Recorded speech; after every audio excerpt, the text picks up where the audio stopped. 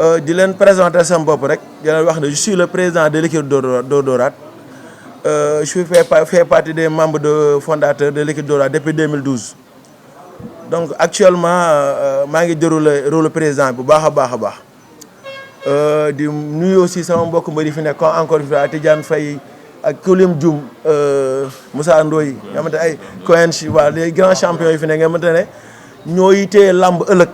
ñun ñoo la ñuy xeex yaakaar naa ne làmb liñ ci jot de def ku ko ji def rek làmb dina avancé te maa ngi ñaanal yàlla loolu am. Donc AREELS nekk aussi di nuyu président AREELS di nuyu membre AREELS yëpp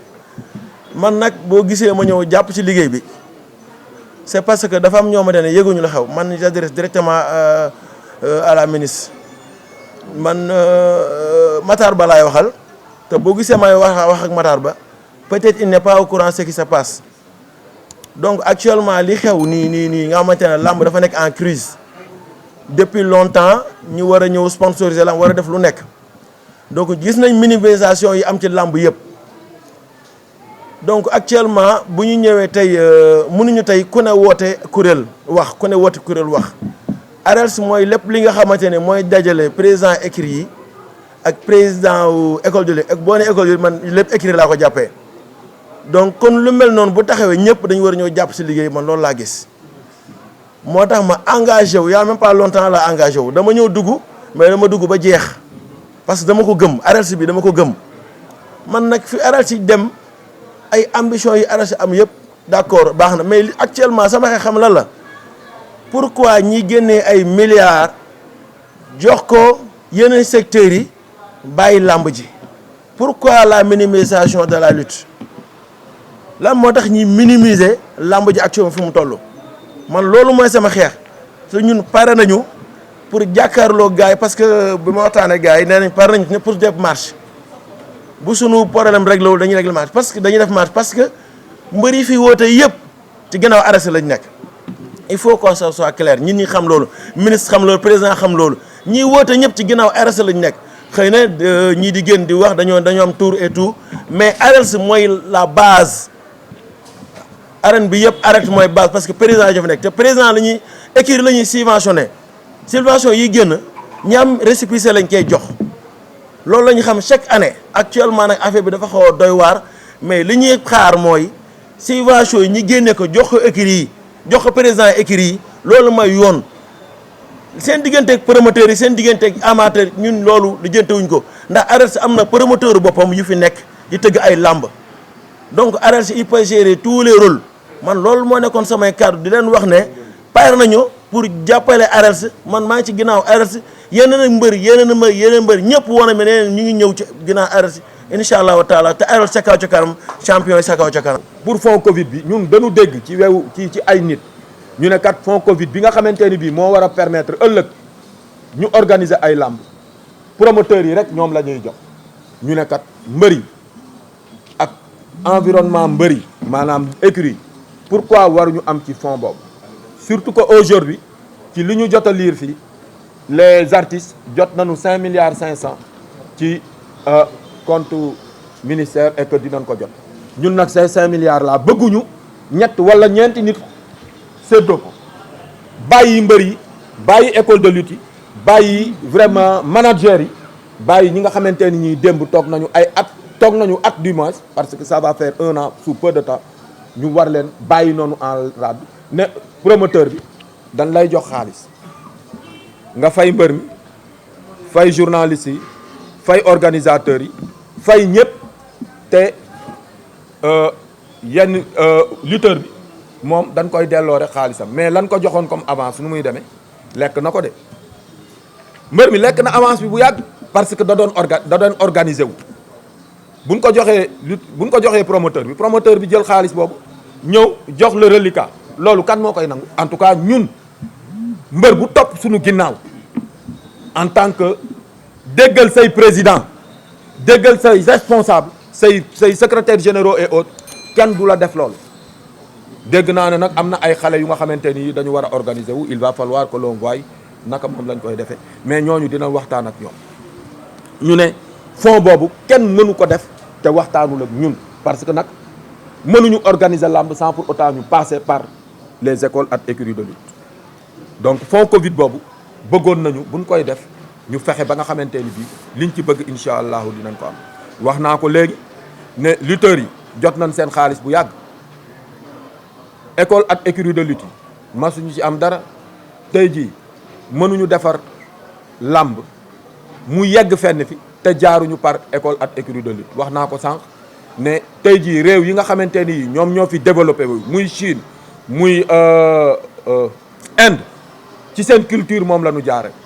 ban sport moo fi regroupé nag culture sport ak lépp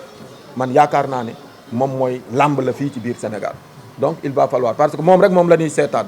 pour que moom rek moom la ñuy seetaan te doo rus at sa papa at sa yaay at say rak at say maam. ouverture saison bi ñu ne kat d'accord nañu waaye nag buñ ko dee def aussi comme la ñu waxoon rek mënuloo ne dama lay organiser waaye demal nga toog fële ma organiser la.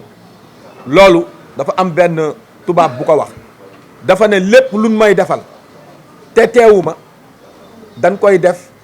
ci contre moi moo ko mënut a wax un peu ci olof.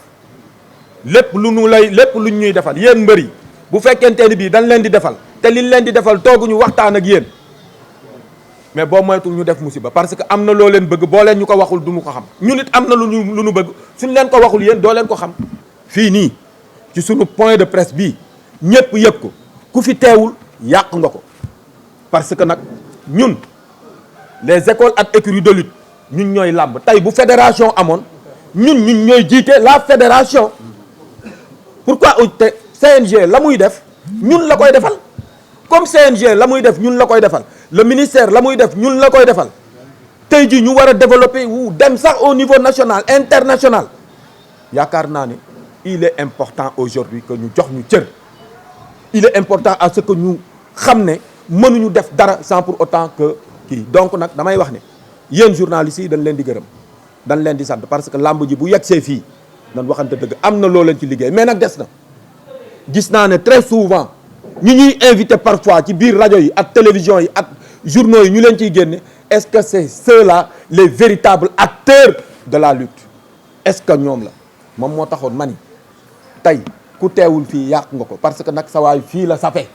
fii la dëggoo fii la baaxe fii moom la nekk lamb mënuñu ko organiser te wax fa dëgganteeg yàlla nag sa waay gars yi tëgguñu nit ñi dañu war a tëgg suñu mbër yi dañu war a fecc am na lu bëri lu ñu acheté woon ci culture bi ba nga xamante ni bii les mbër la les lutteurs là dañuy war a fecc ñu ne leen pratiquement 10 minutes c'est vrai waruñu exagérer mais tey nan la ñu mën a organiser lamb te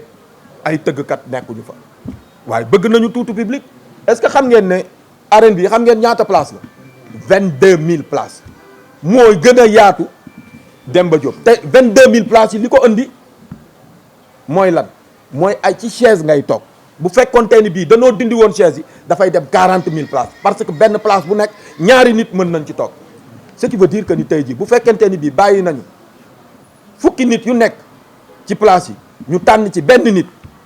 loolu dafay nekk 1/10 mu kii bi war a nekk 2000 xaw ma nag ñaari junni la at ñaari téeméer waaw ah loolu moo ñuy permettre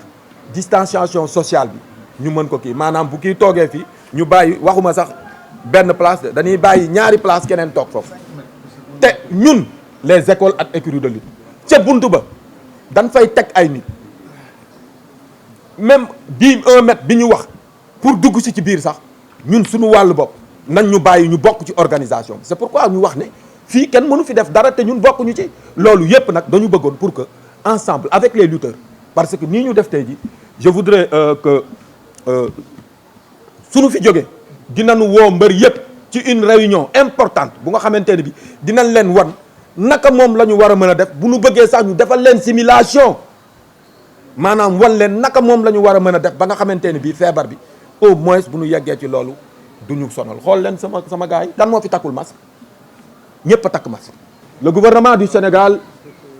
dafa joxe 47 millions 47 millions yi il y a 20 millions yu nga xamante ni dafa dem ci CNG les 27 millions ñu ne dañ koy séddale promoteurs yi ñun dafa am promoteur yu bokk ci suñu biir di ngeen ma baal dinaa citer au moins benn nit et je crois que mi ngi en ñi ngi koy jéem a toppatoo pour xool naka moom la ñuy kii mais jotagu ko. ma nga dëkk ba Kolda jënde licence am 600 000 francs parce que délai bi nga xamante ni bii ci la ñu waroon a fayee 300 000 dafa passé mais tey jii kooku préparé woon na ay lamb yooyu mu préparé woon mais kenn joxagu ko ci dara. waa Thiès déglu ngeen Sidi Diakhaté il n'a pas encore reçu un sou.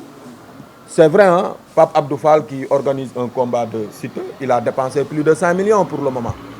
C'est pas grave, c'est pas beaucoup. waaye nag nan waxante dëgg buñ ko joxee dañu war a jox ñeneen ñi 47 millions boobu séddale nañ ci xaw ma ndax fu mu tolloogul mais en tout cas ils sont en train de le faire. C'est pourquoi moi je dis que liggéey bi dafa war a doon une gestion participative et inclusive. dafa war a doon lu nga xamante ni lii luñ ciy def rek dañu war a woo ñun parce que nag xam-xam bi ñu am tey jii ci biir làmb je te jure am nañu ko amul.